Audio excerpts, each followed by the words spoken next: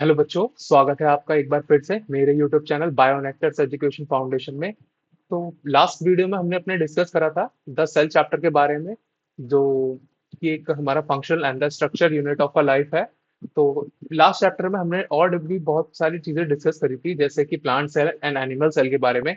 और हमने डिस्कस करा था कि gram positive gram negative bacteria के बारे में, eukaryotic cell and prokaryotic cell के बारे में। मेरी लास्ट दो वीडियो को प्लीज जा करके जरूर देखिए, आपको eukaryotic cell and prokaryotic cell के कंसेप्ट के बारे में सारी चीजें क्लियर हो जाएंगी। और उसके बाद भी मैंने चैप्टर खत्म होने के बाद एक कंपैरेटिव वीडियो बना रखी है, जिसमें आपको एक तरीके से कंपैरिजन मिलेगा काफी सारी चीजों के between. For example like prokaryotic cell and eukaryotic cell, gram positive and gram negative bacteria, plant cell, animal cell, इन सारी चीजों के रिगार्डिंग आपको एक कंपैरेटिव वीडियो है वो, जिसमें आपका रिवीजन काफी ज्यादा फास्ट हो जाएगा। तो आज आपका जो इंटरेक्शन होगा वो बायोमोलिक्यूल से होगा। ये chapter the cell and the structure and function unit के बाद का चैप्टर है, 11th क्लास का जो एक यूनिट नंबर 3 में आते हैं ये दोनों के दोनों चैप्टर। और आज हम डिस्कस करने वाले हैं बायोमोलिक्यूल्स के बारे में। तो आज जो बायोमोलिक्यूल्स के अंदर हमारे जो टॉपिक रहेंगे वो बेटा बेसिकली रहेंगे हमारे प्रोटीन्स, कार्बोहाइड्रेट्स एंड लिपिड। तो चलिए बिना किसी देरी के शुरुआत करते हैं फटाफट।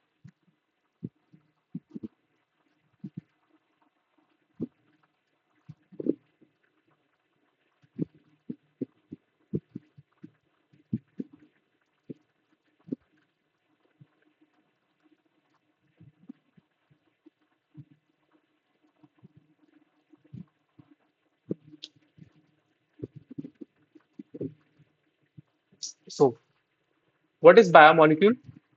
बायोमोलिक्यूल क्या होते हैं? Biomolecules are the organic compounds produced by living organism that are essential for the life processes. They serve as a building blocks of the life and perform various vital functions in the cellular process.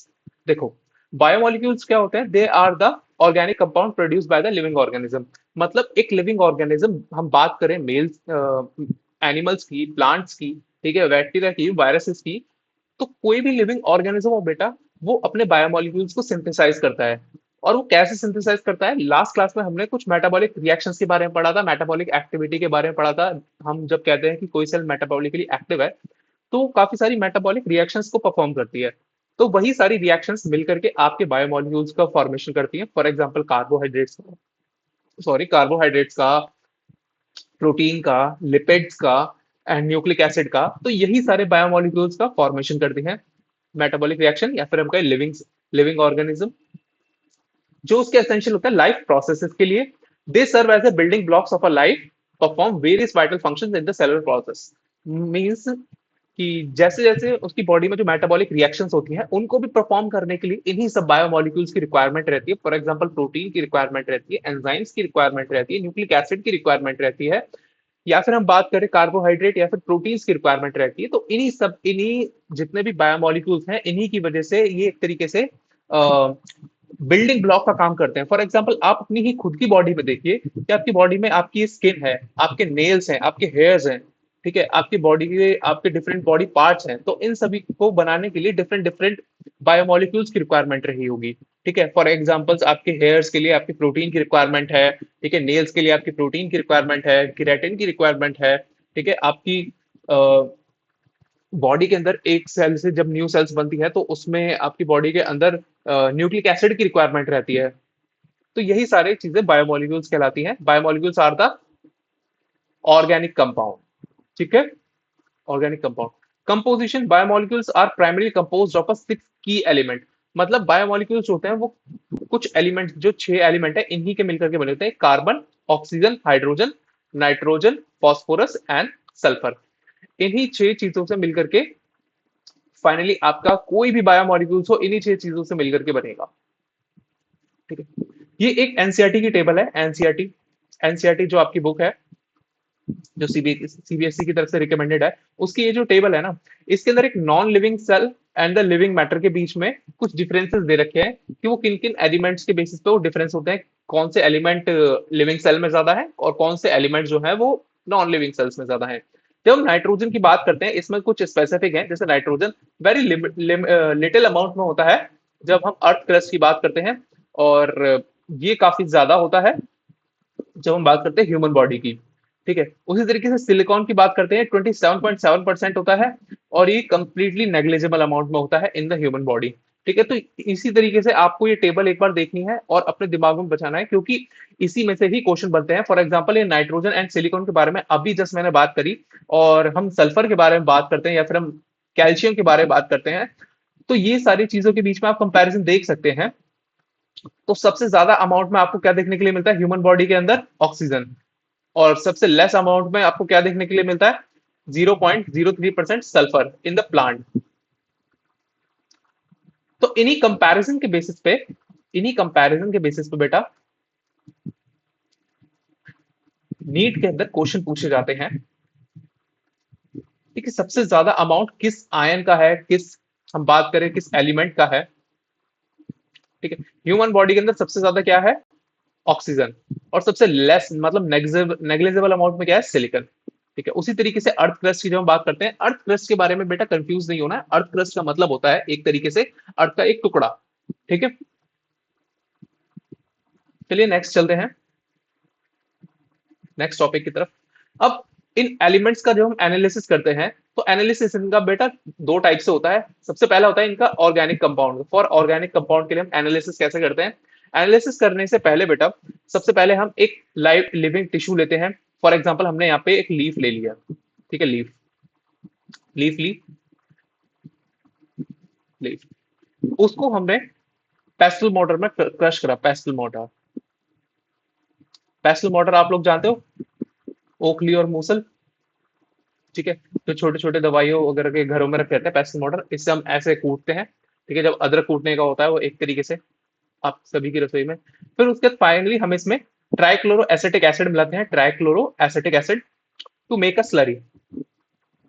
इसी के अंदर हम finally trichloro acetic acid मिला देते हैं, और इसके अंदर हमारी एक स्लरी प्रिपेयर हो जाती है, जिसमें हमारा लिविंग टिश्यूज है, लिविंग सेल्स है। और फाइनली इसे हम एक फनल के जरिए, फनल लेते हैं और फनल के ऊपर हम फिल्टर पेपर लगाते हैं। यहाँ पे हम फिल्टर पेपर लगाते हैं कंप्लीटली। ठीक है, और फाइनली इसे हम पोर करते हैं। पोर पोर करने के बाद कुछ जो अमाउंट होता है बायोमोलिक्यूल्स का या फिर हमका ऑर्गेनिक कंपाउंड का, तो वो ऊपर रह जाता है, और कुछ जो कंपाउंड होता है वो नीचे फिल्ट्रेट में आ जाता है, फिल्ट्रेट में यहाँ पे। तो ये जो अमाउंट है बेटा, इसे हम कहते हैं एसिड, एसिड इनसॉल्युबल, और इसे हम कहते हैं एसिड सॉल्युबल, एसिड सॉल्युबल। एक होता है एसिड इनसॉल्युबल, एक होता है एसिड सॉल्युबल। अब सॉल्युबल कौन से होंगे बायोमोलिक्यूल्स? एसिड सॉल्युबल बायोमोलिक्यूल्स वो होते हैं बेटा जो इजीली सॉल्युबलाइज हो जाते हैं, या फिर हम कहें जो माइक्रोमोलिक्यूल हैं। फॉर एग्जांपल्स लाइक जैसे मोनोमर शुगर्स हो गए, अमाइनो एसिड्स हो गए। ठीक है, ये सारी चीजें। एसिड इनसॉल्युबल में कौन से हो गए? Proteins, polysaccharide. ठीक है, प्रोटीन हो गए, पॉलीसेकेराइड हो गए, लिपिड्स। ठीक है, ये सारी चीजें आती हैं बेटा आपके एसिड इनसॉल्युबल पूल में। ठीक है, अब this separation content into a two fraction, यही दो फ्रैक्शन हमें मिलते हैं, पहला एक एसिड इनसॉल्युबल एंड दूसरा एसिड सॉल्युबल। तो आपको समझ में आया कि ऑर्गेनिक कंपाउंड का एनालिसिस हम कैसे करते हैं। हमें दो तरीके के फेस मिलते हैं, एक है आपका acid soluble. Acid soluble fraction में होगा contain the organic micromolecules. Acid soluble ये नीचे वाला, मॉलिक्यूलर वेट लेस देन 18 से लेकर 800 डाल्टन तक होगा। ठीक है, मॉलिक्यूलर वेट इनका कितना होगा? 18 to 1800 dalton. Include amino acid, sugars, nucleotide and fatty acids. इसमें न्यूक्लियोटाइड एंड फैटी एसिड्स भी होंगे, न्यूक्लियोटाइड एंड फैटी एसिड्स। ये सभी क्या है? एक तरीके से मोनोमर की तरह काम करते हैं बेटा। Contain inorganic compounds like phosphate and sulphate, phosphate भी होगा और सल्फेट भी होगा। अकाउंट्स फॉर साइटोप्लाज्मिक कंटेंट, इसमें कुछ साइटोप्लाज्मिक कंपोनेंट्स भी होंगे। मतलब आपने जब लीफ ली, लीफ को क्रश करा, क्योंकि लीफ के अंदर क्या है? मीजोफिलिक सेल्स है। मीजोफिलिक सेल्स को जब आप क्रश करोगे तो उनके अंदर का जितना भी कंटेंट होगा, एक सेल के अंदर जितना कंटेंट होता है उसके अंदर माइटोकॉन्ड्रिया होता है। हमने प्लांट सेल को लास्ट की क्लास में कंप्लीट करा, उसके अंदर माइटोकॉन्ड्रिया है, उसके अंदर राइबोसोम है, उसके अंदर क्लोरोप्लास्ट है। तो यही सारी चीजें सेपरेट आउट हो जाएंगी और फाइनली हमारा एसिड सॉल्युबल फेज में आ जाएंगी। नेक्स्ट है हमारा एसिड इनसॉल्युबल। जब एसिड इनसॉल्युबल की बात करते हैं तो इसके अंदर कौन से होंगे जो काफी ज्यादा एसिड के अंदर इनसॉल्युबलाइज होंगे और बेसिकली वो काफी ज्यादा लार्ज अमाउंट में होंगे और उनका मॉलिक्यूलर वेट काफी ज्यादा हाई होगा कि मोर देन 10,000 डाल्टन। इनका मॉलिक्यूलर वेट 10,000 डाल्टन होगा। Includes protein, nucleic acid, polysaccharide and lipids. खत्म, बस हो गया। Four main types of organic compound present, मतलब चार ही टाइप के आपके ऑर्गेनिक कंपाउंड जो होंगे वो एसिड इनसॉल्युबल फेज में होंगे। ठीक है। नेक्स्ट हम जब बात करते हैं तो इनऑर्गेनिक कंपाउंड एनालिसिस की बात करते हैं। इनऑर्गेनिक कंपाउंड एनालिसिस के लिए हम क्या करते हैं कि हम कोई लिविंग टिश्यू लेते हैं। फॉर एग्जांपल हमने एक लीफ ली। ठीक है, लिविंग टिश्यू हमने लीफ ली। ठीक है, ये लीफ है हमारी, ये फिर हमने लीफ ली। ठीक है, इसे हमने वेट करा, इसका वे करा। वे का मतलब हम इसका वेट करते हैं। ठीक है, इसका वेट आता है जो भी आता है इसका एक्सेट्रा, कुछ भी इसका वेट आएगा। फिर उसके बाद हम इसे ड्राई करते हैं। ठीक है, ड्राई करने के बाद फाइनली हम इसमें से वाटर को रिमूव करते हैं। वाटर को रिमूव करा, वाटर रिमूव करा, वाटर रिमूव करने के बाद हम इसे बर्न करते हैं। बर्न करने के बाद फाइनली इसकी जो ऐश होती है, ऐश, ठीक है, इसको वे करते हैं। ठीक है, तो एक तरीके से इसमें जो वाटर कंटेंट होता है वो कंप्लीटली रिमूव हो चुका होता है। इसके अंदर केवल इसके इनऑर्गेनिक कंपाउंड होते हैं और फाइनली उनका वे करते हैं। उनको वे करके देखते हैं तो हमें पता लगता है कि इन दोनों के अंदर क्या डिफरेंसेस है, इसके ड्राई वेट में और इसके वेट जो इसके अंदर वाटर रिमूवल पहले से था, इनका जो वेट। ठीक है, analyse the ash for a material, और फिर इसकी ऐश के कंटेंट को हम, ऐश मतलब राख, इसकी राख का जितना भी कंटेंट है उसका एनालिसिस करने के बाद हमें पता लगता है कि इसमें कुछ कंपोनेंट्स हैं। फॉर एग्जांपल लाइक सोडियम है, पोटेशियम है, कैल्शियम है, मैग्नीशियम है, वाटर है and another compound like sodium chloride, calcium carbonate, phosphorus, sulphate etcetera. ये सारे के सारे इनऑर्गेनिक कंपाउंड हैं जो प्रेजेंट होते हैं एक लिविंग सेल्स में। ठीक है, तो इस तरीके से आपने inorganic compound and organic compound in दोनों का एनालिसिस कंप्लीट करा आपने। तो अब एक क्वेश्चन अराइज होता है लिपिड के बारे में कि lipid is not a true insoluble. Why? Lipid को हम ट्रू इनसॉल्युबल क्यों नहीं कहते? क्योंकि ये आ रहा था आपके एसिड इनसॉल्युबल फेज में, इनसॉल्युबल में आ रहा था। इसे हम ट्रू क्यों नहीं कहते? कि ये ऐसा क्यों है कि हम इसे ट्रू इनसॉल्युबल कंपाउंड क्यों कह रहे हैं? ऐसा इसलिए होता है क्योंकि हमारा जो लिपिड होता है ना, लिपिड लिपिड काफी ज्यादा एक तरीके से हेट्रो कंपाउंड है। हेट्रो कंपाउंड के कहने का मतलब है कि ये एक ही तरीके के मोनोमर से मिलकर के नहीं बना, ये डिफरेंट टाइप के मोनोमर से मिलकर के बनता है। कि इसके अंदर एक हाइड्रोफोबिक पार्ट होता है, हाइड्रोफोबिक, प्लस एक हाइड्रोफिलिक पार्ट होता है, हाइड्रोफिलिक पार्ट होता है। ठीक है, अब हाइड्रोफोबिक और हाइड्रोफोबिक इंट्रैक्ट करते हैं और हाइड्रोफिलिक हाइड्रोफिलिक इंट्रैक्ट करते हैं। जैसे कि आपको पहले भी बता चुका हूं मैं कि पोलर पोलर अट्रैक्ट करते हैं, non polar non polar attract करते हैं। ठीक है, या फिर नॉन पोलर के साथ सॉल्युबल होगा, पोलर पोलर के साथ सॉल्युबल होगा। तो हाइड्रोफोबिक पार्ट कौन सा होता है? नॉन पोलर होता है बेटा, नॉन पोलर। ठीक है, और हाइड्रोफिलिक पोलर पार्ट, पोलर। हमारा जो ट्राइक्लोरो एसिटिक एसिड था, ठीक है, ट्राइक्लोरो एसिटिक एसिड हमने जब इसमें डाला था तो वो एक तरीके का क्या था, हमारा पोलर था। जबकि लार्ज अमाउंट में लिपिड्स के अंदर क्या होता है, हाइड्रोफोबिक पार्ट होता है। ठीक है, तो इसकी वजह से ये ज्यादा हाइड्रोफोबिक इंटरेक्शन की वजह से ये एक्यूमुलेट हो जाता है, ये कंप्लीटली सॉल्युबलाइज ही नहीं हो पाता उस ट्राइक्लोरो एसिटिक एसिड में, इसलिए वो फिल्ट्रेट के जरिए नीचे जा ही नहीं पाता। ठीक है, इसलिए हम कहते हैं इसे एक तरीके से ट्रू इनसॉल्युबल। तो क्लियर हुआ सभी को? क्योंकि लिपिड में हाइड्रोफोबिक पार्ट काफी ज्यादा अमाउंट में है in a in the increase amount, hydrophobic parts are in the increase amount, that's why it can accumulate and does not solubilize completely in the acid soluble phase. Classification, अब biomolecules का classification है बहुत सारे तरीकों से हो सकता है। ठीक है, हम on the basis of size दे सकते हैं, on the basis of their nature कर सकते हैं, लेकिन आपके सिलेबस में बस केवल आपका on the basis of size है और डिफरेंट डिफरेंट काइंड के हम बात करेंगे बायोमोलिक्यूल्स के बारे में। तो चलिए पढ़ते हैं। On the basis of a size biomolecules can be classified into two types. One micromolecule, another is macromolecule. Micromolecules कौन से होते हैं? जो स्मॉल अमाउंट के होते हैं, like amino acid, monosaccharides and fatty acid. इनका जो वेट होता है बेटा वो 18 से लेकर के 800 डाल्टन तक रहेगा माइक्रोमोलिक्यूल का. इनका जो वेट होता है वो मोर देन 10,000 डाल्टन रहेगा. डाल्टन, या फिर हम बात करें 18,000 डाल्टन. और की बात करें 18,000 डाल्टन. ठीक है, ये रहेगा. क्लियर हुआ? मैक्रोमोलिक्यूल्स कौन से होते हैं? जैसे large polymers like protein, nucleic acid and polysaccharide. तो ये सभी को याद रहेंगे. देखो, माइक्रोमोलिक्यूल्स में जो भी आ रहे हैं वो मोनोमर्स आ रहे हैं. मोनोमर्स किसके? पॉलीमर्स के मोनोमर्स. क्योंकि पॉलीमर्स किसका मिलकर के बना होता है? मोनोमर्स का मिलकर के बना होता है. ठीक है, याद रखना है आपको मोनोमर्स और पॉलीमर्स में क्या डिफरेंस है. मोनोमर्स का मतलब है सिंगल सबयूनिट एंड पॉलीमर्स का मतलब है मोनोमर्स की डिफरेंट डिफरेंट यूनिट्स मिल करके कंप्लीटली बॉन्ड फॉर्मेशन करके आपका एक पॉलीमर क्रिएट करते हैं. ठीक है, next is primary and secondary metabolite. तो यहां तक हमने जो पढ़ा, हमने क्या पढ़ा यहां तक? हमने पढ़ा कि बायोमोलिक्यूल्स क्या होते हैं. Biomolecules are the organic compound which is produced by the living organism and which play a very vital role in the their metabolic activity and their building blocks.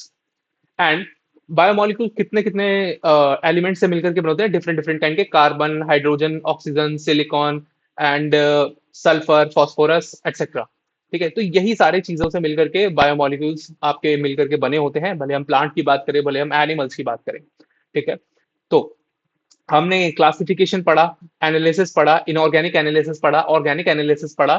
ठीक है, और हमने पढ़ा क्लासिफिकेशन मैक्रोमोलिक्यूल्स एंड माइक्रोमोलिक्यूल्स के बारे में. Micromolecules जो होते हैं बेटा वो आते हैं काफी ज्यादा स्मॉल होते हैं. बेसिकली वो मोनोमर्स होते हैं जिसमें अमाइनो एसिड्स आते हैं, शुगर्स आती हैं, और आपके मोनोसेक्राइड्स आते हैं, फैटी एसिड्स आते हैं.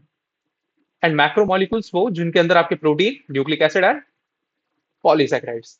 तो चलिए बढ़ते हैं अपने नेक्स्ट टॉपिक की तरफ, जिसका नाम है primary and the secondary metabolite. ठीक है, primary and the secondary metabolite के बारे में पहले काफी बार बता चुका हूं. मे बी आप जब human health and disease chapter पढ़ रहे थे उसमें हमने ड्रग्स को डिस्कस करा था.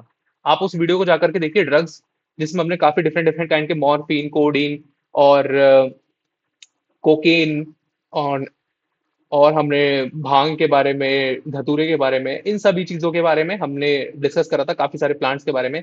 तो प्राइमरी और सेकेंडरी मेटाबोलाइट्स में डिफरेंस क्या है बेटा? देखो, प्राइमरी मेटाबोलाइट्स कौन से होते हैं? जो डायरेक्ट रोल होता है, direct, it play direct role in the plant growth. Plant growth, plant growth के अंदर जिनका डायरेक्ट रोल होता है. और सेकेंडरी मेटाबोलाइट क्या होते हैं? इनका इनडायरेक्ट रोल होता है. इनडायरेक्ट का कहने का मतलब कि इनका रोल क्या होगा? इनडायरेक्ट रोल का मतलब इनका रोल होगा एक तरीके से डिफेंस मैकेनिज्म. डिफेंस में, डिफेंस, प्लांट के डिफेंस मैकेनिज्म में इनका रोल होगा. ठीक है, तो समझ में आया? फॉर एग्जाम्पल, चलो एक एग्जाम्पल से समझते हैं, बहुत इजी हो जाएगा आपके लिए. आज मेरी थोड़ी तबीयत खराब है तो इसी वजह से बार बार गले में थोड़ी खराश है. देखो, सेकेंडरी मेटाबोलाइट्स और प्राइमरी मेटाबोलाइट्स में डिफरेंस क्या है? आप एक एग्जांपल के तौर पे समझो. आप सरसों का पौधा देखते हो, सरसों का जो फूल होता है, ठीक है, वो पीला पीला होता है. उससे फाइनली उनके जो सीड्स होते हैं उनसे मस्टर्ड ऑयल निकाला जाता है. ठीक है, आप उन पौधों को देखो कि वो जानवरों से बचने के लिए उनके अंदर, जब आप सरसों का तेल घर में आपके आता है, आप लोग देखो जब उसे आप जलाते हो तो उसमें एक महक सी निकलती है जो आपकी आंखों में बहुत ज्यादा लगती है. ठीक है, उसी तरीके से वो प्लांट के द्वारा सिंथेसाइज करी जाती है, वही महक जब उनके सीड्स में होती है, ताकि उनके सीड्स को कोई भी एनिमल आकर के उन्हें खा ना जाए या फिर उनकी फसल उनको बर्बाद ना कर दे. तो इसलिए प्लांट का एक तरीके से डिफेंस मैकेनिज्म होता है. क्योंकि कोई भी एनिमल हो, भले गाय हो या फिर कोई भी हो, जब आकर के उन पौधों को खाता है तो उनकी आंखों में वो मिर्च लगती है. ठीक है, उनकी आंखों में इरिटेशन डेवलप होती है. इरिटेशन की वजह से वो उसे कंप्लीटली नेग्लेक्ट कर देते हैं और प्लांट हमारा सेफ रहता है. ठीक है, एक तरीके से डिफेंस में काम करती हैं जो सेकेंडरी मेटाबोलाइट्स होते हैं. ठीक है, primary metabolites essential for the normal growth and metabolism, found in all living organism like plants and animals. ये दोनों के अंदर होते हैं प्राइमरी मेटाबोलाइट. ठीक है, example amino acid, sugar, nucleotide and fatty acid, ये सारे के सारे क्या है? प्राइमरी मेटाबोलाइट्स है. सेकेंडरी मेटाबोलाइट्स की जब हम बात करते हैं बेटा, सेकेंडरी मेटाबोलाइट्स ये बेसिकली डिफेंस में काम आते हैं. ठीक है, not essential for a basic survival, मतलब बेसिक सर्वाइवल के लिए जरूरत नहीं है. ठीक है, बेसिक सर्वाइवल के लिए मतलब इनको ग्रोथ के लिए जरूरत नहीं है, लेकिन नॉर्मल जो सर्वाइवल होता है, survival against the survival against pathogen, against predators, predators ले लेते हैं यहाँ पे, प्रीडेटर्स, उनके अगेंस्ट में इनकी जरूरत पड़ती है, mainly found in the plant, fungi and the microbes. Examples, alkaloids, flavonoids, essential oil, and the pigments and toxins often have a ecological significance, defense and the signaling।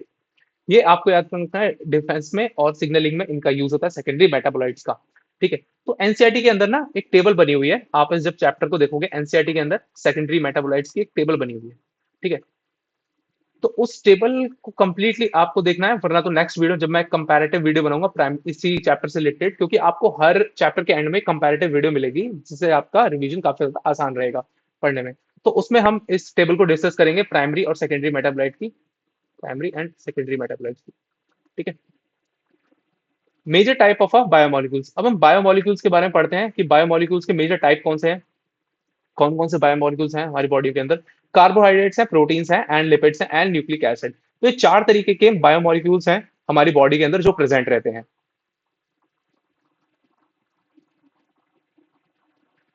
तो चार तरीके के जो ये बायोमोलिक्यूल्स हैं, बेसिकली आज हम इसमें से डिस्कस करने वाले हैं आपका कार्बोहाइड्रेट, फिर प्रोटीन्स को, और नेक्स्ट हम लास्ट में लिपिड्स को डिस्कस करेंगे। तो चलिए बढ़ते हैं बिना किसी देरी के, स्टार्ट करते हैं कार्बोहाइड्रेट्स के बारे में। कार्बोहाइड्रेट्स, जब हम कार्बोहाइड्रेट्स की बात करते हैं, कार्बोहाइड्रेट्स क्या है, आप समझो, आप थोड़ा पहले एक तरीके से आपके दिमाग में एक आप आइडिया बनाओ कि कार्बोहाइड्रेट्स क्या है। आपकी डेली लाइफ में आप बहुत सारे कार्बोहाइड्रेट से एक्सपोजर होता है आपका। फॉर एग्जाम्पल, आप रोटी खाते हो, आपकी हर एक खाने के अंदर, इंडियन इंडियन कल्चर में ना जो भी खाना है वो most of the kind of carbohydrates को कंटेन करता है। आप चावल खाते हो वो भी एक कार्बोहाइड्रेट है, आप रोटी खाते हो वो भी कार्बोहाइड्रेट है। ठीक है, उनके अंदर और भी कंपोनेंट्स है, लेकिन लार्जर अमाउंट में क्या है, कार्बोहाइड्रेट्स हैं। ठीक है, आप एक तरीके से दूध पीते हो, उसके अंदर भी स्मॉल अमाउंट ऑफ कार्बोहाइड्रेट्स ही होते हैं। ठीक है, आप सब्जी खाते हो तो उनके अंदर न्यूट्रिएंट्स प्लस कार्बोहाइड्रेट वो भी होते हैं, फाइबर्स होते हैं सब्जियों में। ठीक है, फ्रूट्स के अंदर फाइबर्स होते हैं। तो इन्हीं सब चीजों से, कार्बोहाइड्रेट से ही आपकी पूरी लाइफ घिरी रही है। ठीक है, और कार्बोहाइड्रेट्स का मेन रोल क्या होता है, कार्बोहाइड्रेट्स का बहुत सारे फंक्शंस होते हैं। फॉर एग्जांपल कि जैसे हम फाइबर्स की बात करते हैं तो वो आपकी बॉडी के अंदर वाटर रिटेंशन करते हैं, वाटर रिटेंशन वाटर रिटेंशन करते हैं। और कार्बोहाइड्रेट्स क्या करते हैं, आपकी बॉडी में एनर्जी का काम करते हैं, आपकी बॉडी को एनर्जी प्रोवाइड करते हैं। ये प्राइमरी सोर्स होता है एनर्जी के, कार्बोहाइड्रेट्स। अगर आप कार्बोहाइड्रेट्स नहीं खाएंगे तो आपकी बॉडी काफी ज्यादा डाउन हो जाएगी और आपकी बॉडी में उतनी ज्यादा एनर्जी डेवलप नहीं होगी, क्योंकि आपकी बॉडी को कार्बोहाइड्रेट से सबसे इजीली एनर्जी मिल जाती है। बाकी सारे जो बायोमोलिक्यूल्स हैं, प्रोटीन की बात करें या फिर हम लिपिड्स की बात करें, उनसे भी एनर्जी मिलती है, लेकिन जो कार्बोहाइड्रेट्स होते हैं वो इजीली एनर्जी प्रोवाइड करते हैं। ठीक है, तो चलिए बढ़ते हैं, डेफिनेशन की बात करें कार्बोहाइड्रेट से, पॉलीहाइड्रोक्सी एल्डिहाइड एंड कीटोन्स और compound that produce them on hydrolysis. ठीक है, पॉलीहाइड्रोक्सी एंड एल्डिहाइड्स और कीटोन।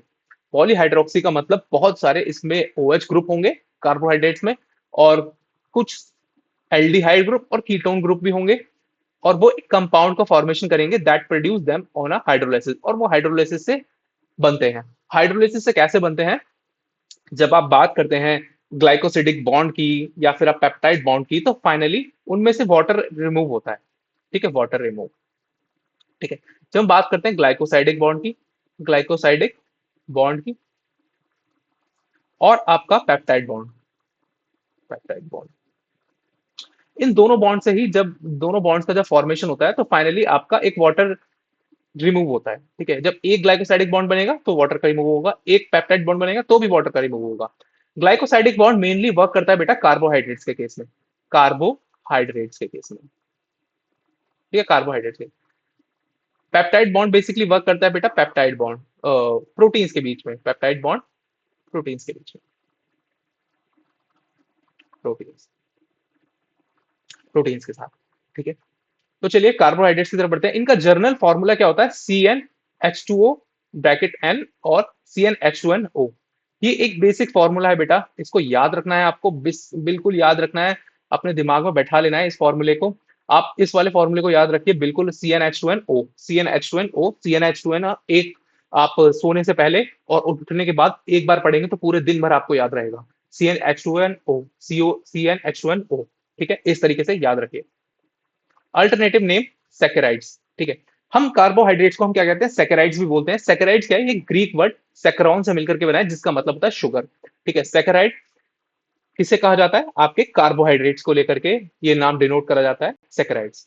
ठीक है, आपको समझ में आया क्या होते हैं कार्बोहाइड्रेट्स? कार्बोहाइड्रेट्स क्या है, they are the polyhydroxy ketone और aldehydic compound which is form during the hydrolysis.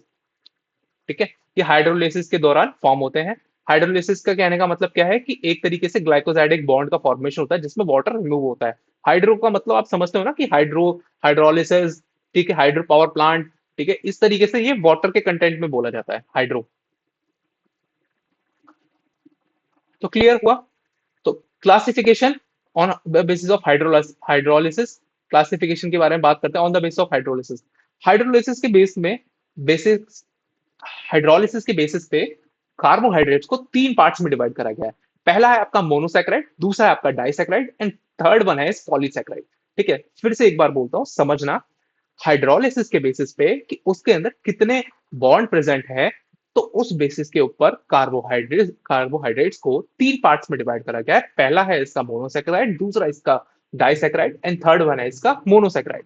अब मोनोसैकेराइड कौन से होंगे, जिनके अंदर कोई भी हाइड्रोलिसिस परफॉर्म नहीं होगा।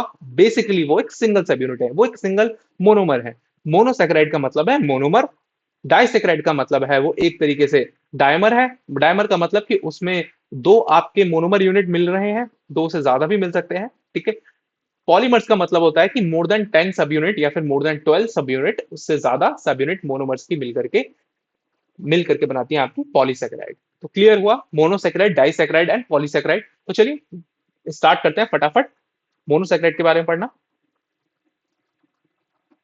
मोनोसैकेराइड्स, जब मोनोसैकेराइड्स की बात करते हैं बेटा, monosaccharides definition, simplest carbohydrate that can not be hydrolysed further. मतलब इनका हाइड्रोलाइसिस ही नहीं किया जा सकता क्योंकि इनके पास कोई बॉन्ड ही नहीं होता, क्योंकि ये आपस में एक सिंगल मोनोमर यूनिट है। फॉर एग्जाम्पल, जैसे देखो, आप शुगर की बात करते हो, ठीक है, C6H12O6। ठीक है, ये एक बेसिकली ग्लूकोज का फॉर्मूला है, ग्लूकोज। ठीक है, ग्लूकोज क्या है, आपकी एक 6 कार्बन शुगर है। ठीक है, 6 कार्बन शुगर है ग्लूकोज। इस ग्लूकोज एक सिंगल मोनोमर ही यूनिट है। ठीक है, मोनोमर यूनिट है, मोनोमर मोनोमर मोनोसेक्राइड, क्योंकि ये कैन नॉट बी हाइड्रोलाइज, इन्हें हाइड्रोलाइज नहीं कर सकते। ठीक है, डाइसेक्राइड को हाइड्रोलाइज कर सकते हैं क्योंकि उसके अंदर ग्लाइकोसाइडिक बॉन्ड है, इनके अंदर ग्लाइकोसाइडिक बॉन्ड भी नहीं होता। ठीक है, no glycosidic bond present, no glycosidic bond, glycosidic bond. Clear? अब इसके कुछ कैरेक्टरिस्टिक्स होते हैं, building blocks of a complex, wait a minute,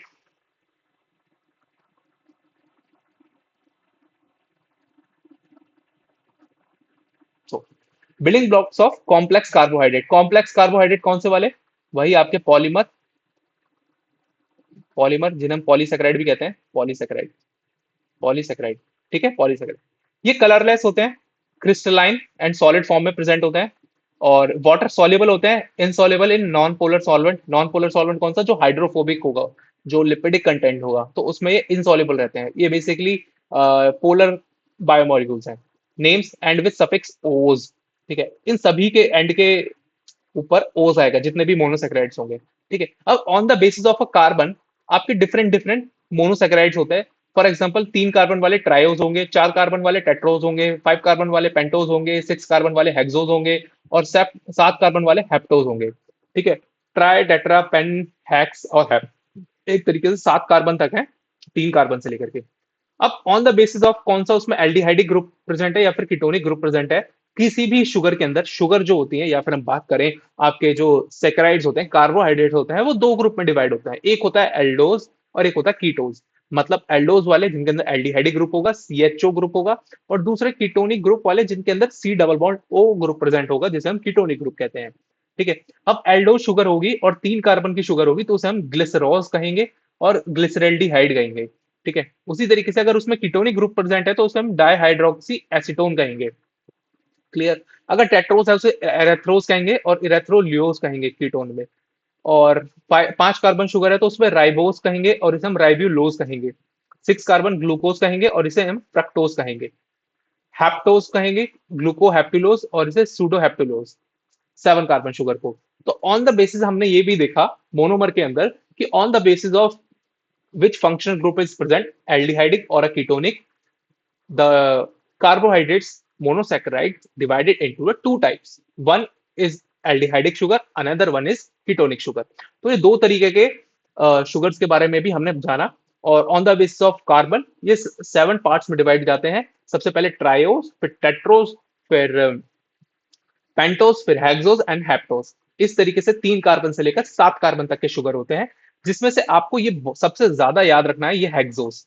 hexose वाला जो ये पूरी रो है ना, ये बेटा आपको बहुत अच्छे से याद रहनी है, आपका इससे बहुत बार पाला पड़ने वाला है। और एक आपको ये टेट्रोस बहुत याद रखना है, टेट्रोस। ठीक है, और ये पेंटोस भी, ये आपको बहुत अच्छे से याद रखना है। ठीक है, ये जो शुगर होती है बेटा, इसका यूज करा जाता है बेसिकली आपका nucleic acid formation, nucleic acid. ठीक है, जब हम डीएनए आरएनए की बात करेंगे, हेक्सोस का बेसिकली हम सबसे ज्यादा यूज करेंगे, अभी हम कार्बोहाइड्रेट्स पढ़ने वाले हैं ना, अभी और डाइसैकेराइड मोनोसैकेराइड उसमें बहुत ज्यादा यूज होगा। 6 कार्बन, अभी हमने ग्लूकोज को देखा। ठीक है, ग्लूकोज क्या है आपकी 6 कार्बन शुगर है, तो 6 कार्बन शुगर किस में आएगी, हेक्सोस में। ठीक है, और यहाँ पे लिखा भी है ग्लूकोज क्या है, एक तरीके की एल्डोलेस शुगर है। फ्रक्टोज कौन सी शुगर होती है, फ्रक्टोज जो फ्रूट में प्रेजेंट होती है, फ्रक्टोज फ्र से फ्रूट, इसलिए कीटोन शुगर, वो एक कीटोनिक शुगर है, 6 कार्बन की शुगर है बेटा वो भी। क्लियर हुआ, और इन सभी के एंड में ओज आएगा। आपको क्लियर हुई है सारी चीजें। हमने मोनोसैकेराइड्स के बारे में पढ़ा, ये नॉन हाइड्रोलाइजेबल होते हैं, इनके अंदर कोई ग्लाइकोसाइडिक बॉन्ड प्रेजेंट नहीं होता, इनका जो लास्ट में सफिक्स आता है वो ओज आता है। ठीक है, और जो ये एक तरीके से मोनोमरिक यूनिट होते हैं, कॉम्प्लेक्स कार्बोहाइड्रेट, जिन्हें हम पॉलीसैकेराइड्स भी कहते हैं। ठीक है, यहां तक आपका मोनोसैकेराइड कंप्लीट हो चुका है। इससे बाहर मोनोसैकेराइड से कभी कोई क्वेश्चन पूछा भी नहीं जाता, ना ही पूछा जाएगा। आप ये एक बार टेबल में जो भी चीजें मैंने बताई हैं, टेट्रोस, पेंटोस एंड हेक्सोस के बारे में आप कंप्लीटली यहीं से पढ़ लिए, आपके सारे डाउट्स क्लियर हो जाएंगे। नेक्स्ट हम चलते हैं डाइसैकेराइड की तरफ। अब डाइसैकेराइड्स के बारे में जब हम पढ़ते हैं, तो एक चीज हमें ध्यान रखनी है डाइसैकेराइड्स के बारे में बेटा, कि डाइसैकेराइड किन से मिलकर के बने, आपके मोनोमरिक यूनिट के, मोनोमरिक यूनिट से। Carbohydrates compose of a two monosaccharide linked by a glycosidic bond. अब ये जो डाइसैकेराइड्स होते हैं, ये हाइड्रोलाइजेबल होते हैं, ये हाइड्रोलाइजेबल होते हैं, हाइड्रोलाइजेबल। ठीक है, मतलब एक मोनोमर यूनिट ग्लूकोज की G1, और ये G2, ये दोनों आपस में जुड़ी किससे, ग्लाइकोसाइडिक बॉन्ड से, hydrolysable glycosidic bond, glycosidic bond इसी बॉन्ड से मिलकर के बनी है। अब जब आप इसे हाइड्रोलाइज करेंगे, तो एक आपका H2O यहां से रिलीज हो जाएगा, इसलिए इसे कहा गया है दैट आर हाइड्रोलाइजेबल। ठीक है, two monosaccharide units are made up of a monosaccharide unit which is forms a disaccharide. इनका फॉर्मेशन कैसा होता है, formed by dehydration reaction between two monosaccharides with elimination of a water molecule। यही same चीज मैंने आपको बताई, ये एक डिहाइड्रेशन रिएक्शन है, मतलब इसमें से वाटर रिमूव हो रहा है। ठीक है, अब कुछ डाइसैकेराइड्स हैं, बहुत ही कॉमन है, इनके बारे में आपको याद रखना है। सबसे पहला माल्टोस, बहुत ही ज्यादा इंपॉर्टेंट है डाइसैकेराइड्स, इनमें से 110% क्वेश्चन बनता है। और ये आपको इस चैप्टर को आप जो पढ़ रहे हैं ना यहाँ से, तो आपको फ्यूचर में जाकर के इससे बहुत ज्यादा मदद मिलने वाली है। अगर आप रिसर्च में आगे जाते हैं, तो आपको बायोकेमिस्ट्री अगर आप कभी पढ़ना चाहते हैं, आप एमडी करते हैं बायोकेमिस्ट्री में, तो आपको बहुत ज्यादा याद करनी पड़ेंगी डाइसैकेराइड क्या होते हैं, मोनोसैकेराइड क्या होते हैं, इनके बॉन्ड कैसे फॉर्मेशन होते हैं, और इनके बॉन्ड्स कैसे बनते हैं। ये सारी चीजें आपको बहुत ज्यादा याद रखने में हेल्प करेंगी आज की जो ये वीडियो होने वाली है। ठीक है, तो चलिए फटाफट से खत्म करते हैं अपने डाइसैकेराइड को ही। माल्टोज, माल्टोज जो शुगर होती है, दो सब यूनिट से मिलकर के बनी होती है ग्लूकोज की, मतलब ग्लूकोज, ग्लूकोज और ग्लूकोज मिलकर के फाइनली आपका क्या बनाएंगे, माल्टोज बनाएंगे। ठीक है, इसमें कौन सी लिंकेज होती है, अल्फा 1,4 लिंकेज होती है। क्या ये रिड्यूसिंग शुगर है, यस, ये रिड्यूसिंग शुगर है। Break down product from a starch, मतलब ये स्टार्च के ब्रेक डाउन से फॉर्म होता है माल्टोज। ठीक है, लैक्टोज, लैक्टोज कहां प्रेजेंट होती है, मिल्क में प्रेजेंट होती है। ये किससे मिलकर होती है, गैलेक्टोज एंड ग्लूकोज, ये दो सब यूनिट से मिलकर के बनी होती है। इनके अंदर बीटा 1,4 लिंकेज होती है, बीटा 1,4। बेटा ये सारी जो लिंकेज है, इनको लेकर कंफ्यूज नहीं होना है कि अल्फा क्या है, बीटा क्या है। ये जब आप 12th क्लास में जाओगे ना, तो 12th क्लास में एक बायोमोलिक्यूल करके चैप्टर फिर से है, वो केमिस्ट्री में है। तो उनकी केमिस्ट्री में आपको बहुत डीपली समझ में आएगा। आपकी लिंकेज जो है, ये यहाँ से पूछी तो जाती है, बीटा 1,4 अल्फा 1,4। ठीक है, इसमें एक तरीके से इनैंशियोमर्स की जब हम बात करते हैं, या फिर जब हम बात करें एनोमर्स की बात करते हैं, तब इनकी स्टडी करते हैं अल्फा एंड बीटा। आपको बस केवल याद रखना है कि अल्फा 1,4 एंड बीटा 1,4 अभी के लिए फिलहाल। ठीक है, yes, found in a milk. दूसरी सेलोबायोस, इसमें दो सब यूनिट होती हैं डी ग्लूकोज की, या फिर हम बात करें ग्लूकोज ग्लूकोज मिलकर के। ठीक है। बीटा 1,4 इन्हीं में लिंकेज होती है। Hydrolysis product of a cellulose, cellulose को जब हम हाइड्रोलाइज करते हैं, तोड़ते हैं, तब आपका सेलोबायोस क्रिएट होता है। Next is sucrose. सुक्रोज क्या होती है? शुगर केन में से निकलती है। शुगर केन को हम एस यू से स्टार्ट करते हैं, उसी तरीके से सुक्रोज। ठीक है। ग्लूकोज एंड फ्रक्टोज, या दो सब यूनिट होती है ग्लूकोज एंड फ्रक्टोज से मिलकर, इनके अंदर अल्फा 1 एंड बीटा 2 लिंकेज होती है। क्या रिड्यूसिंग शुगर है? नो, ये एक रिड्यूसिंग शुगर नहीं है, नॉन रिड्यूसिंग शुगर है। These are the, they both are the, last one are the non reducing sugar. ये कॉमन टेबल शुगर होती है, जो आप चीनी वगैरह खाते हो ना, वो शुगर के गन्ने से बनती है, क्रिस्टलाइन फॉर्म होती है, वो चीनी होती है sucrose. Tree halos,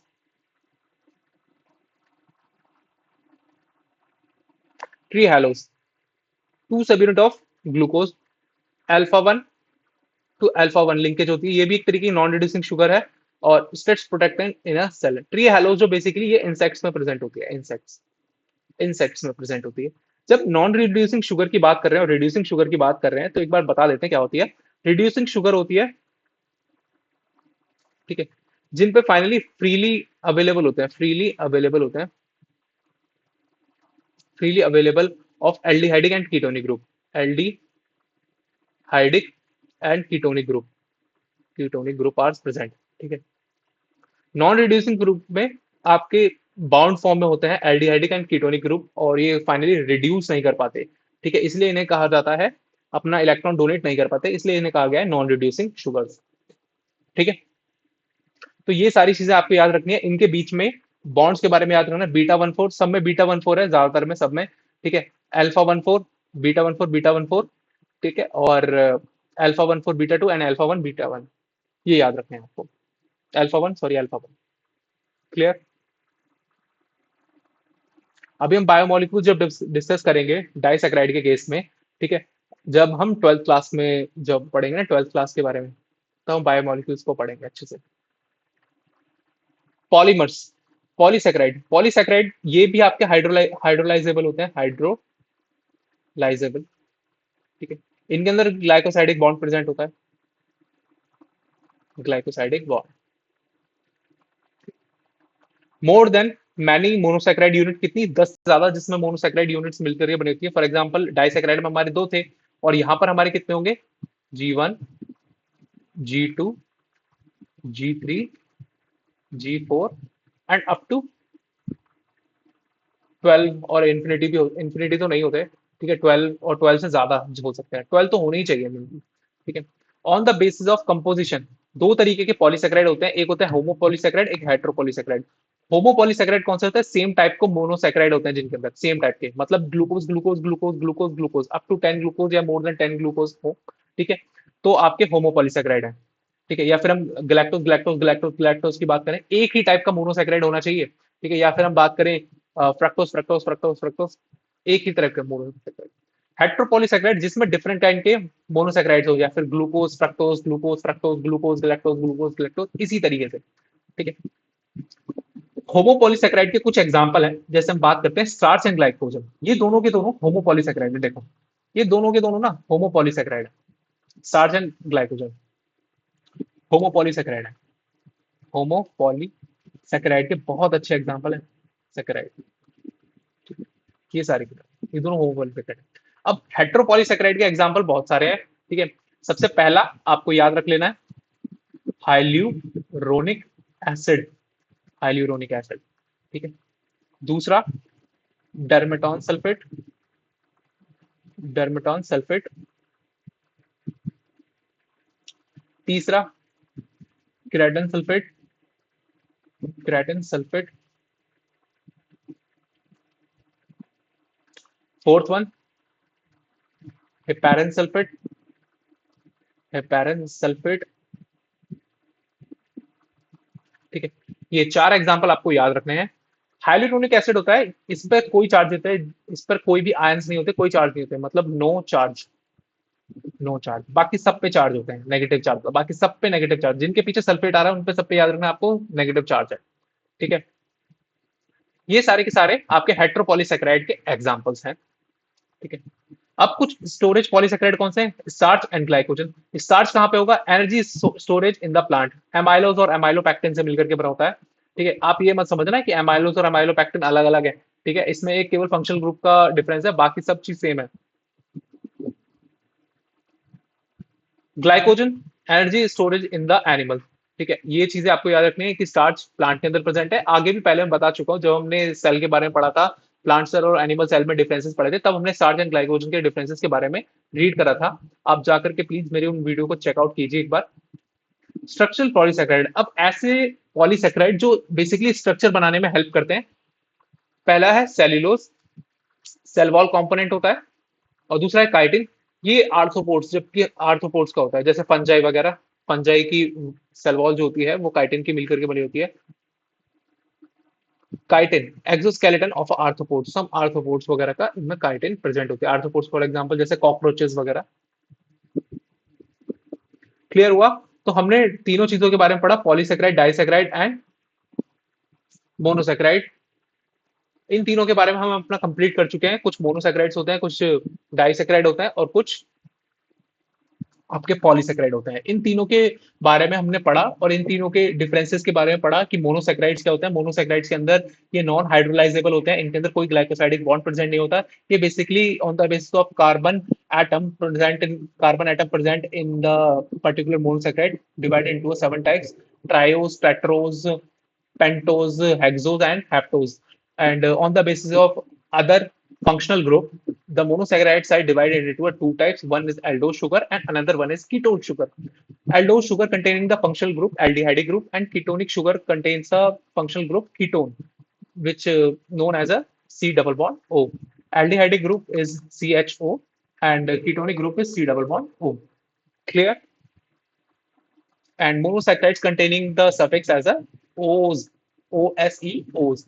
Disaccharide, they are the hydrolyzable and the they are the hydrolyzable disaccharides and containing the glycosidic bond, containing the two monomers unit, and two monomers unit are the made up of a glycosidic bond, which is a dehydration reaction in which the one water molecule is to be removed, and another lactose, maltose, cellobiose, triose, and sucrose. These are the disaccharides, and they are containing some kind of their monomer unit, and also containing some linkage.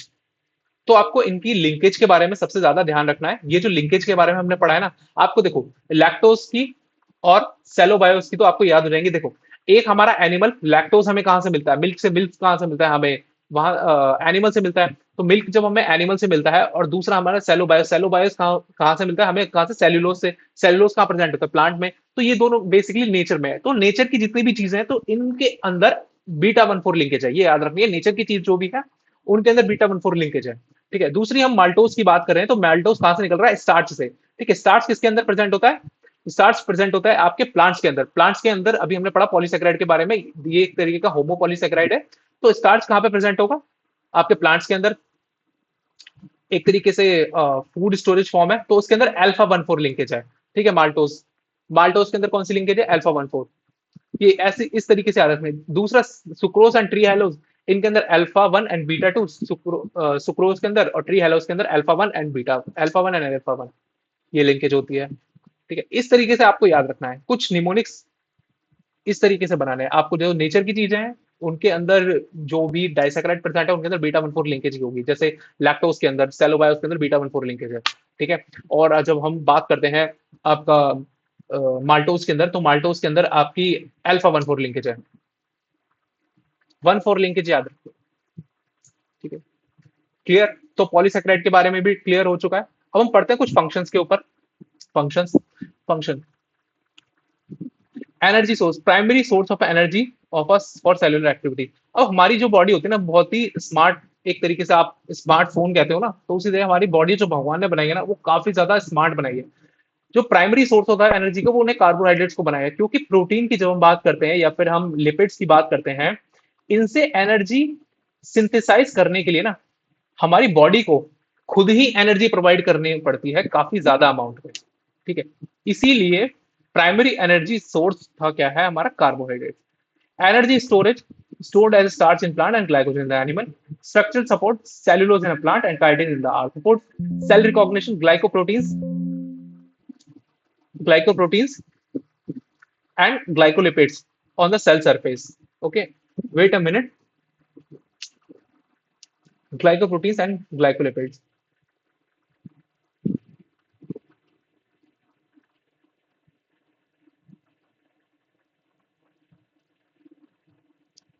So cell recognition में glycoproteins and glycolipids, ये glycosylation का एक process होता है बेटा। कि glycoproteins और glycolipids क्या है, ये भी एक तरीके के आपके हेट्रोपॉलीसेकेराइड्स होते हैं, हेट्रोपॉलीसेकेराइड्स में आते हैं ये भी, हेट्रोपॉलीसेकेराइड्स में, हेट्रोपॉलीसेकेराइड्स में, जिन्हें हम गैग भी कहते हैं, ग्लाइकोजा अमीनो ग्लाइकन्स। ठीक है, हेट्रोपॉलीसेकेराइड में ग्लाइकोप्रोटीन्स और ग्लाइकोलिपिड्स का मतलब क्या है, इनके बारे में हम डिस्कस कर चुके हैं जब हमने गोल्जी बॉडी के बारे में पढ़ा था, ग्लाइकोसाइलेशन प्रोसेस। इसमें क्या होता है कि कार्बोहाइड्रेट्स आपके प्रोटीन से मिलकर के प्रोटीन से अटैच रहते हैं, और कार्बोहाइड्रेट आपके लिपिड से अटैच हो जाते हैं, ग्लाइकोलिपिड्स और ग्लाइकोप्रोटीन्स का फॉर्मेशन करते हैं, और ये सेल सरफेस पे काम करते हैं, सेल सरफेस रिसेप्टर की तरह काम करते हैं, रिसेप्टर्स किसके ऊपर, प्लाज्मा मेम्ब्रेन के ऊपर। जो लास्ट हमने यूकैरियोटिक सेल में प्लाज्मा मेम्ब्रेन को डिस्कस करा है ना, तो प्लाज्मा मेम्ब्रेन में आपको जाइए, आपको पता लगे कि ग्लाइकोप्रोटीन्स और ग्लाइकोलिपिड्स क्या होते हैं। तो आप जाइए प्लीज उस वीडियो को पहले देखिए। ठीक है, नेक्स्ट हम बात करते हैं प्रोटीन्स के बारे में। प्रोटीन्स, प्रोटीन्स में बेसिकली हम डिस्कस करेंगे आपके अमाइनो एसिड्स के बारे में, ठीक है, और प्रोटीन्स के बारे में, दोनों के बारे में। ठीक है, सबसे पहले हम जानते हैं प्रोटीन क्या होता है। प्रोटीन की डेफिनेशन की बात करें, polymers of amino acids arrange in the polypeptide chain. Polymers of amino acid, इसका मतलब अमाइनो एसिड क्या है, एक तरीके का मोनोमर है। ठीक है, सिंगल सब यूनिट क्या कहलाती है भाई, मोनोमर कहलाती है। अभी इन मोनोमर्स के बारे में भी डिस्कस करेंगे और प्रोटीन के बारे में। Abundance, make up around 50% of a cellular dry weight, cellular dry weight. Building blocks 20 different amino acid, मतलब नेचर के अंदर 20 डिफरेंट अमाइनो एसिड, वैसे तो 22 हो चुके हैं, अब दो, सिलेनोसिस्टीन और हाइड्रोक्सी प्रोलिन, ये दो ऐसे अमाइनो एसिड आ चुके हैं। अब +2, एक +2 कुछ अमाइनो एसिड हैं जो सेमी स्टैंडर्ड अमाइनो एसिड्स हैं, जिन्हें कहा जाता है, पहला है सिलेनोसिस्टीन, सिलेनोसिस्टीन, एंड अनदर वन इज हाइड्रोक्सीप्लोरीन, हाइड्रोक्सीप्रोलीन। ठीक है, कुछ ये अमाइनो एसिड्स और आ गए हैं। ठीक है, make up around the 50% of the cellular dry weight, मतलब एक सेल का 50% ड्राइवेट किसका होता है, आपके अमाइनो एसिड्स का, या फिर हम बात करें प्रोटीन्स का। ठीक है, अब अमाइनो एसिड्स के बारे में बात करते हैं। प्रोटीन के बारे में पढ़ना है तो इससे पहले हमें पता होना चाहिए भाई क्या होते हैं amino acids. These are the monomeric unit, these are the monomeric unit, monomeric unit, amino acid, इसकी protein, of protein, of protein. Clear हुआ? तो चलो अमाइनो एसिड्स के बारे में पढ़ते हैं।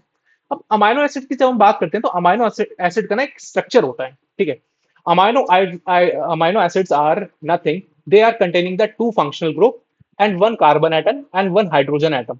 ठीक है, द टू फंक्शनल ग्रुप कौन से होता है, एक तो होता है उसमें अमाइन ग्रुप, एक होता है उसमें कार्बोक्सिलिक ग्रुप, एक होता है हाइड्रोजन एटम, और एक होता है उसका आर ग्रुप। ठीक है, ये कंटेन करता है एक अमाइनो एसिड। आर ग्रुप क्या होता है, variable part that determine amino acid की प्रॉपर्टीज, मतलब जो 20 अमाइनो एसिड या फिर उनका 22 अमाइनो एसिड के बारे में अभी मैंने जो बताया आपको कि 20 अमाइनो एसिड्स नेचर में प्रेजेंट है, और किसी भी प्रोटीन को बनाने के लिए 20 अमाइनो एसिड या फिर 22 अमाइनो एसिड्स की रिक्वायरमेंट रहती है। ठीक है, अब वो जो 20 अमाइनो एसिड्स हैं बेटा, उन सभी का आर ग्रुप डिफरेंट होगा, और ये तीनों चीजें सेम रहेंगी, ये तीनों सेम रहेंगी, सेम 20 के ठीक है। लेकिन उनका आर ग्रुप होगा, ये ग्रुप ये वैरी करेगा। इसी ग्रुप के according 20 different different amino acid form हुए हैं, और उन 20 अमाइनो एसिड की डिफरेंट डिफरेंट प्रॉपर्टीज। क्लियर हुई मेरी बात? मेरे कहने का क्या मतलब है कि एक अमाइनो एसिड के अंदर की जब हम बात करेंगे, ठीक है, या फिर हम 20 अमाइनो एसिड के अंदर की बात करेंगे, तो उनके अंदर ये तीन चीजें, एक उनका अमाइन ग्रुप, एक कार्बोक्सिलिक ग्रुप, और एक हाइड्रोजन एटम, ये तीनों की तीनों चीजें सेम रहेंगी। बाकी एक जो आर ग्रुप रहता है, यही आर ग्रुप ये वेरिएबल होता है, ये डिफरेंट रहता है, और इसी आर ग्रुप डिटरमाइन करता है एक पर्टिकुलर अमाइनो एसिड की प्रॉपर्टीज, या फिर हम बात करें उसके कैरेक्टरिस्टिक्स। क्लियर है? उसी के बेसिस पे, आर ग्रुप के बेसिस पे ही डिवाइड करा गया है 20 अमाइनो एसिड को। क्लियर हुआ ये सभी चीज को? सभी को एक बात क्लियर है? चलो पढ़ते हैं। ठीक है, पहले एक स्ट्रक्चर बना के देख लेते हैं, ठीक है, कैसा दिखता है। एक कार्बन एटम होता है, एक तरफ अमाइन ग्रुप, ठीक है, एक तरफ कार्बोक्सिलिक ग्रुप, और एक तरफ इसका हाइड्रोजन ग्रुप, और दूसरी तरफ इसका आर ग्रुप। मतलब ये तीनों चीजें सेम रहेंगी किसी भी इसमें, ठीक है। ठीक है, ये अमाइन ग्रुप लगाते हैं, चलो यहाँ पे आप लोगों को कंफ्यूजन नहीं रहेगी बिल्कुल भी, ठीक है, बिल्कुल भी कंफ्यूजन रहनी नहीं चाहिए। अमाइन ग्रुप ही लगाओ यहाँ पे दो। ये जो मैंने अभी देखो, इसमें ना कंफ्यूज कभी मत हो ना। ये NH2 क्या है? ये अमाइन ग्रुप है, अमाइन ग्रुप। NH3 क्या है? ये अमोनिया, अमोनिया ग्रुप है, अमोनिया ग्रुप, ठीक है, अमोनिया ग्रुप। ठीक है, कंफ्यूज कभी मत होना। ठीक है, ये भी लगता है यहाँ पे, जब ये डोनेट कर देगा अपना 1 इलेक्ट्रॉन तो यहाँ पे और पॉजिटिव आ जाएगा, ठीक है, ये पॉजिटिव यहाँ से था, ये अमाइन ग्रुप में लगता है, NH3 पॉजिटिव। ठीक है बेटा, ठीक है, और एक कार्बोक्सिलिक ग्रुप। क्लियर? तो ये तीनों ये चीजें सेम रहेंगी, सेम। क्लियर? ये सेम रहेगा बेटा। और बाकी आर ग्रुप ये हमेशा हर अमाइनो एसिड में डिफरेंट रहेगा, डिफरेंट। क्लियर? अब कुछ ऐसे अमाइनो एसिड्स हैं, इनको डिटेल में देखते हैं, इस फिगर को थोड़ा बड़ा करते हैं फटाफट से।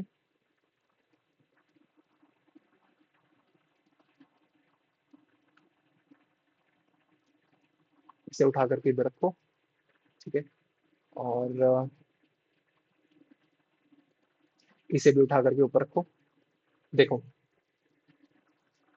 अब कुछ असेंशियल अमाइनो एसिड्स होते हैं, कुछ कंडीशनल एसेंशियल और कुछ नॉन एसेंशियल। देखो, असेंशियल अमाइनो अमाइनो एसिड के बारे में अभी हम डिटेल में पढ़ चुके हैं कि क्या होते हैं, अभी हम इनके स्ट्रक्चर के बारे में और थोड़ा देखेंगे। ठीक है, अमाइनो एसिड क्या होता है? अमाइनो एसिड में क्या होता है कि एक कार्बन एटम होता है, सेंट्रल कार्बन एटम होता है, और उससे एक अमाइन ग्रुप, एक कार्बोक्सिलिक ग्रुप, और आपका आर ग्रुप अटैच होता है, और एक हाइड्रोजन ग्रुप अटैच होता है। सभी अमाइनो एसिड्स 20 के 20 अमाइनो एसिड्स होते हैं, जिनके अंदर हमारा amine group, carboxyl group, carbon atom and hydrogen atom same रहते हैं। बाकी आर ग्रुप के वेरिएशन पे 20 अमाइनो एसिड को फॉर्म करा गया है। अब यही अमाइनो एसिड्स 20 के 20 इनमें से कुछ असेंशियल होते हैं, कुछ नॉन असेंशियल होते हैं, और एक कुछ कंडीशनली असेंशियल होते हैं। असेंशियल अमाइनो एसिड्स कौन से हैं? जिनकी बेसिकली हमें रिक्वायरमेंट रहती है बॉडी से बाहर से, जो हमारी बॉडी खुद सिंथेसाइज नहीं कर पाती। ठीक है, कंडेंशियली असेंशियल कौन से होते हैं कि हमारी बॉडी सिंथेसाइज तो करती है, बट इनसफिशियंट अमाउंट में सिंथेसाइज कर पा रही है ड्यू टू सम डिफेक्ट या फिर हम कहें डिसीज, इनसफिशियंट अमाउंट में, तो इसलिए उनकी बाहर से हमें रिक्वायरमेंट रहती है, हमारी बॉडी सिंथेसाइज तो करती है। नेक्स्ट है नॉन एसेंशियल, इनकी इनका सिंथेसिस हमारी बॉडी सेल्फ कर लेती है, इनकी रिक्वायरमेंट हमें बाहर से नहीं रहती है। ठीक है, कौन से essential? Histidine, isoleucine, leucine, valine, valine, tryptophan, tyrosine, phenylalanine, threonine, etcetera. ठीक है, ये सारे के सारे एसेंशियल हैं। Next arginine, cysteine, glutamine, glycine, proline, tyrosine, alanine, asparagine, aspartate, glutamate and serine. ठीक है, ये आपको याद रखने हैं एक तरीके से। ठीक है, देखो, इनके याद रखने का तो बहुत आसान है, इनको याद रखना असेंशियल वालों को, बाकी सारे के सारे नॉन एसेंशियल में आ जाते हैं, असेंशियल वालों को याद रखना है। ठीक है, इनको याद रखने का फॉर्मूला क्या है? देखो, एक तरीके से ऐसे, ल्यूसीन, आइसोल्यूसिन और वैलिन। ठीक है, इनको आपको याद रखना है, ल्यूसीन, आइसोल्यूसिन, वैलिन। ठीक है, मिथ्योनिन, जो कि ट्रांसलेशन में हेल्प करता है, फिनाइल एलेनिन एंड ट्रिप्टोफैन, इनको याद रखना है। हिस्टिडीन, हिस्टिडीन इसको याद रखना है, एंड लाइसिन इसको याद रखना है। ठीक है, leucine, isoleucine, valine, methionine, phenyl alanine, tryptophan और टायरोसिन और हमारा हिस्टिडीन। याद हो गए फटाफट? चलिए नेक्स्ट चलते हैं। अब ये इनके कुछ स्ट्रक्चर हैं, आप देखो, आपको इन सभी स्ट्रक्चर में ये डिफरेंट डिफरेंट अमाइनो एसिड को डिफरेंट डिफरेंट ग्रुप्स में डिवाइड करा गया है कि कौन से नॉन पोलर हैं, कौन से पोलर हैं, कौन से चार्ज हैं और कौन से अनचार्ज हैं। ठीक है, ये सारे के सारे देखो, ये बाकी सारे अनचार्ज हैं, ये दोनों केवल चार्ज होते हैं। इन सभी के अंदर आपको एक चीज कॉमन कॉमन दिख रही होगी, ये देखो,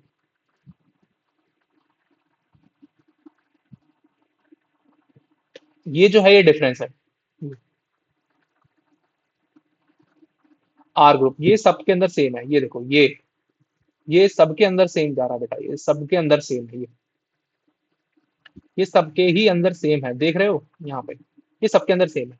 मतलब आर ग्रुप ये जो है ये डिफरेंस है, सब में आर ग्रुप का डिफरेंस है। ठीक है, अब उसी के बेसिस पे अमाइनो एसिड के डिफरेंट डिफरेंट कैरेक्टरिस्टिक्स हैं, डिफरेंट डिफरेंट फीचर्स हैं। अब कुछ ऐसे अमाइनो एसिड हैं जो आपके नॉन पोलर हैं, नॉन पोलर कौन से है बेटा?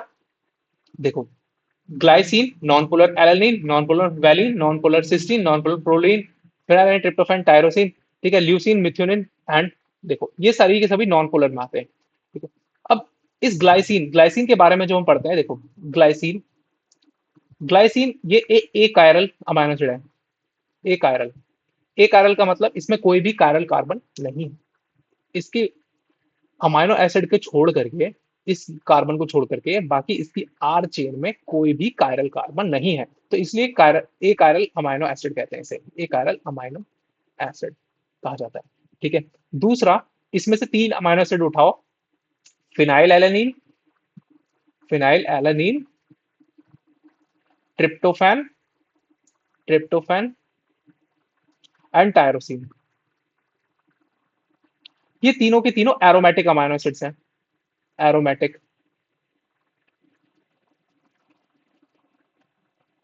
Aromatic amino acids. ठीक है। एरोमेटिक जिनके अंदर बेंजीन रिंग प्रेजेंट होती है ना, उन्हीं को एरोमेटिक अमाइनो एसिड कहते हैं। इन तीनों के अंदर बेंजीन रिंग प्रेजेंट है। ठीक है। अब ऐसे कुछ और अमाइनो एसिड्स हैं, जैसे कि ये charge amino acid, charge amino acid के ऊपर पॉजिटिव चार्ज है, पॉजिटिवली चार्ज अमाइनो एसिड, ऐसे अमाइनो एसिड को कहते हैं जिनके अंदर पॉजिटिव है। कौन कौन से हैं? आर, एच और के। आपको याद रखना है आर, एच एंड के। रोहित कुमार, मैंने तो ऐसे याद रखा था क्योंकि मेरा नाम ही है बेटा रोहित कुमार। तो आर से आर्जिनिन, एच से हिस्टिडीन एंड के से लाइसिन। ठीक है, lys arginine, histidine and lysine, R H K, arginine, histidine and lysine, arginine, histidine and lysine. इन तीनों ग्रुप के अंदर देखो बेटा, यहाँ पे पॉजिटिव चार्ज है। ठीक है, आप लोग इस ग्रुप, इस रिंग को देखकर ही कंफ्यूज मत होना बेटा, ये बेंजीन रिंग नहीं है, एक पेंटासाइक्लिक रिंग है। ठीक है, याद रखना पेंटासाइक्लिक रिंग है। Next is negatively charge. Negatively charge में दो आते हैं आपके, एस्पार्टिक एसिड और ग्लूटामिक एसिड। एसिड जहां पे आएगा वो नेगेटिवली चार्ज होगा, ये बात याद रखनी है। आर एच के, इसका मतलब है पॉजिटिव चार्ज। एसिड जहां पे आता है, एस्पार्टिक एसिड, ग्लूटामिक एसिड, तो यहां पर ये दोनों के दोनों जो अमाइनो एसिड है ये नेगेटिवली चार्ज हो जाएंगे। बाकी एरोमेटिक अमाइनो एसिड कौन से हैं? फिनाइलैलेनाइन, ट्रिप्टोफैन और टायरोसिन, ये एरोमेटिक अमाइनो एसिड है। एक कायरल अमाइनो एसिड कौन सा है? ग्लाइसिन अमाइनो एसिड है। और एक आता है rigid amino acid, rigid, rigid amino acid, rigid amino acid, ये कहा जाता है बेटा इसको प्रोलीन को, प्रोलीन। ठीक है। इसका स्ट्रक्चर काफी ज्यादा हार्ड होता है। हम प्रोलीन का स्ट्रक्चर देखते हैं, कहाँ है ये? इसका जो ये, इसमें बल्की ग्रुप होता है, बल्की ग्रुप। बल्की ग्रुप कोई नहीं, मतलब जिसका साइड चेन होता है, जिसकी R group, rigid amino acid उसे कहा गया, जिसकी आर ग्रुप जो होता है कंटेनिंग बल्की ग्रुप। बल्कि मतलब काफी ज्यादा हैवी ग्रुप प्रेजेंट करता है, कंटेन करता है, जिसकी वजह से उसकी मूवमेंट होती है वो काफी ज्यादा स्टेबल हो जाती है, जिसे हम कहते हैं रिजिड हो जाती है। ठीक है, इसलिए इसे कहा गया रिजिड अमाइनो एसिड। क्लियर हुआ? ठीक है, इन सभी अमाइनो एसिड के बारे में। दूसरे होते हैं नॉन पोलर। नॉन पोलर में ये सभी आते हैं, जी, ए, वी गाओ, एल, आई गावली, आपको इस तरीके से रखना है, गावली, एम, पी। ठीक, गावली, एमपी, तो ये सारे के सारे नॉन पोलर हैं। Cysteine, tryptophan and tyrosine. ठीक है, सिस्टीन, एक सिस्टीन अमाइनो एसिड के बारे में भी जान लो। Cysteine, cysteine. ठीक है, सिस्टीन अमाइनो एसिड बेटा क्या है? ये एक तरीके का सल्फर कंटेनिंग अमाइनो एसिड है, सल्फर कंटेनिंग। ये सल्फर को कंटेन करता है अपनी आर ग्रुप के अंदर। ठीक है, आर ग्रुप के अंदर देखो इसकी सल्फर कंटेन है एस एच, ये सल्फ हाइड्रल ग्रुप है ना, सल्फ हाइड्रल एस एच, तो इसी को सल्फर कंटेनिंग। एक होता है सिस्टाइन, सिस्टाइन। ठीक है, सिस्टीन, सिस्टाइन। ठीक है, इस तरीके से देखते हैं उसे। तो इसमें क्या होता है कि दो सिस्टीन कार्बन अमाइनो एसिड, एक सिस्टीन ये रहा अमाइनो एसिड, एक सिस्टीन ये रहा, ये डाइसल्फाइड बॉन्ड से जुड़ जाते हैं। इन दोनों की सल्फाइडल ग्रुप में से एक एच इधर से निकलता है, एक एच इधर से निकलता है, ये कंप्लीटली रिमूव हो जाता है, ऑक्सीजन के साथ मिलकर के वाटर रिमूव करते हैं, डाइसल्फाइड बॉन्ड क्रिएट करते हैं, तो इसे हम सिस्टीन अमाइनो एसिड कहते हैं। तो क्लियर हुआ आपको अमाइनो एसिड के बारे में कि पोलर कौन से हैं, नॉन पोलर कौन से हैं। ठीक है, आपको पोलर के बारे में याद रखना है, नॉन पोलर के बारे में याद रखना है। नॉन पोलर की जब हम बात करते हैं तो इसमें कौन सा आता है? गावली, एमपी, मतलब ग्लाइसिन, एलेनिन, वैलिन, ठीक है, lysine and isoleucine and methionine and proline. Methionine आपका, मिथ्योनिन जो है ये एक तरीके का स्टार्टिंग अमाइनो एसिड है। ठीक है, ये हमेशा जब भी कोई प्रोटीन का फॉर्मेशन स्टार्ट होगा तो उसमें सबसे पहला अमाइनो एसिड यही होगा, methionine, methionine. It's a polar amino acid. Polar amino acid, ठीक है। Oh sorry, non polar, non polar and starting amino acid, starting amino acid, initiator amino acid भी कहते हैं, स्टार्टिंग अमाइनो एसिड, इनिशिएटर भी कहते हैं इसे, इनिशिएटर, इनिशिएटर अमाइनो एसिड। तो क्लियर हुआ। तो इस स्लाइड से आपको कंप्लीटली नॉलेज होगी कि कौन से पॉजिटिवली चार्ज है, कौन से नेगेटिवली चार्ज है, ठीक है। RHK, arginine, histidine, lysine are the positively charged amino acid, and the aspartic acid and glutamic acid are the negatively charged amino acids, ठीक है। नेक्स्ट, अब पेप्टाइड बॉन्ड का फॉर्मेशन कैसे होता है, अब इस चीज को देख लेते हैं, पेप्टाइड बॉन्ड का फॉर्मेशन कैसे होता है। पेप्टाइड बॉन्ड कोवलेंट बॉन्ड होता है, formed between the two amino acid. Formation, it is a dehydration reaction, carboxylic group and one amino group of another amino acid. देखो किस किस तरीके से बनता है, किस तरीके से बनता है, देखो एक ये अमाइनो एसिड है, CO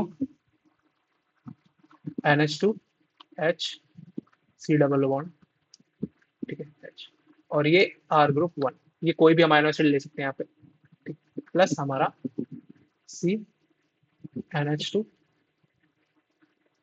H, और यहाँ पर हमने लिया C डबल बॉन्ड H, और ये वाला R, ये दो अमाइनो एसिड के बीच में हमें बॉन्ड बनाना है, ठीक है। ये एक तरीके की डिहाइड्रेशन रिएक्शन है। डिहाइड्रेशन रिएक्शन में क्या होगा, यहां से इसका OH निकलेगा और यहां से इसका एक H निकलेगा, और फाइनली आपका एक H2O मॉलिक्यूल रिमूव हो जाएगा। H2O मॉलिक्यूल रिमूव होने के बाद आपका एक बॉन्ड बनेगा CO और NH के बीच में,